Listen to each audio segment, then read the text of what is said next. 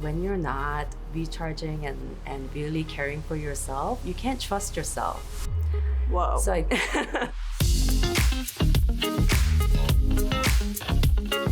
We're in a burnout crisis right now. 4.5 million people quit their jobs at the end of 2022. Every time I open TikTok, I see another viral video of someone quitting their job. People are tired, and there's this elusive idea of work-life balance, and we're not getting it, and we're burnt out. What are some misconceptions about what burnout actually looks like? What does that mean?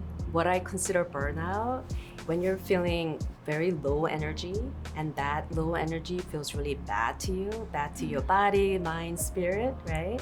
Whereas recharge might be low energy.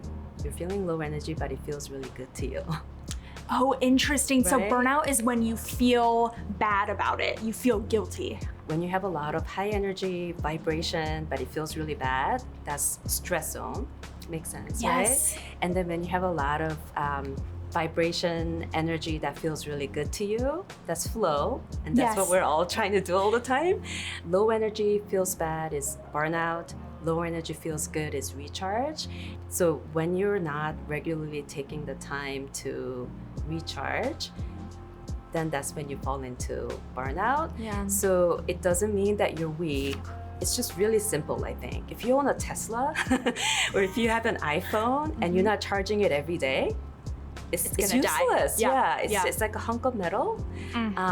And our bodies and mind, spirit, same way, right? You have to recharge it every day. Otherwise, you're gonna burn out, and then it's gonna be harder to bring it back to life. Yeah. Okay, so you did just change my life as a whole. Overall, I'll never be the same. That was the best explanation I've ever heard of how this good. works.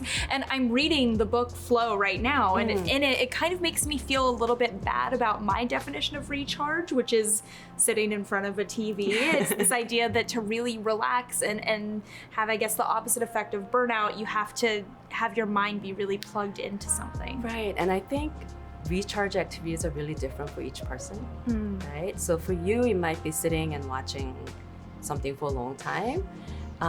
For me, it's probably like sitting with my journal. The other thing is that when you're not recharging and really caring for yourself, you can't trust yourself.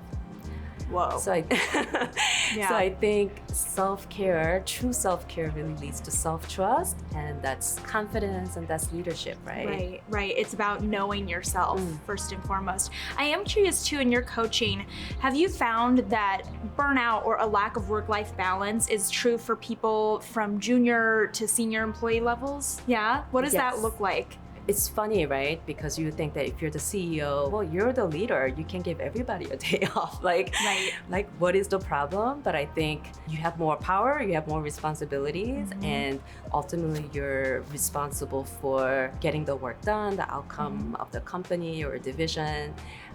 So that added stress of like trying to get that done and knowing that your people are burned out too, I think that adds added stress too. So thinking about your role as a leader, people piece is half of it. So if that's where your people are, you have to go and meet them and help them get through whatever they're going through to work with them to get the stuff done. Thank you so much. Thank That was you. really informative. Thank you. Appreciate it.